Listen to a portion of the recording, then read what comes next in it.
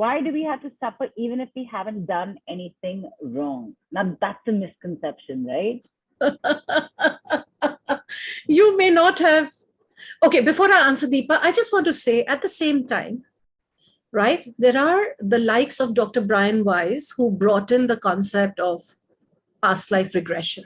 So I'm not saying all that is wrong or anything like that, but you've got to know how to work with it. So don't, it's not that that doesn't occur. It's not that it's not created benefits for people, but please be aware what works for you and what doesn't work for you. And so there are masters at that as well. So that is there. It's not like people don't go into the past to create healing. That occurs. That's a modality that exists. So I'm not negating it. I myself have learned it, but I know that with these frequencies, I don't need to do all of that.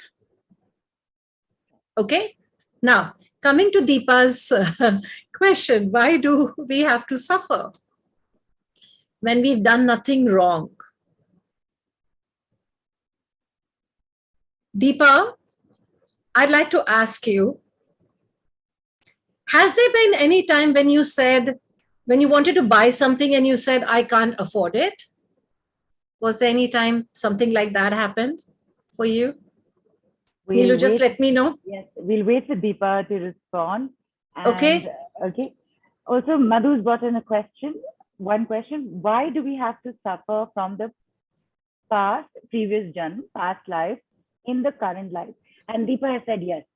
She has said that I can't afford it. She has said so now you may say I did nothing wrong, but the moment you said I can't afford that, you went away from the truth that you are an abundant being. There's nothing that you cannot afford.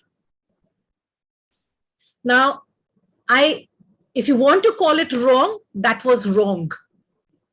But technically it is, we think a lot of things, we say a lot of things, and we don't even realize that what I am doing is denying my truth. Now, if you want to label that denial of your truth as wrong or bad, you can label that. But this is how we create suffering. We say things that are so far from the truth, and then we create that as our reality. Like, I can share with you that there are a lot of people who have passed away with, cancer, even if it was 3rd stage or 4th stage. And then there are, people who believe that this intelligence within me is bigger than this 4th stage situation. And this divine intelligence within me knows how to create a healthy body, because the original state of that energy is wellness. So when I'm willing to embody that truth, that illness turns to wellness. Okay? So we suffer when we say things, think things, do things which are far from truth. It's like, the further away you go from light, the darker it is. So we think a lot of things, we say a lot of things that is not the truth. And that's why we suffer. So we think we've not done anything wrong, but very unknowingly, there are many times we've done precisely this. And then we see that as our result, and that's why we suffer. And then going to the next question, I forget the name. But Madhu.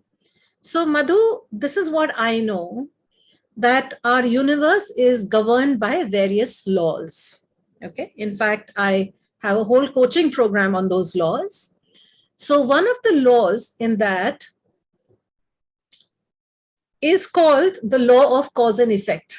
In fact, that's the study in Buddhism, Nichiren Daishonen's Buddhism that I study, is based on this one law, that the moment you create a cause in your words, in your thoughts, in your deeds, simultaneously the effect gets lodged. You cannot escape it.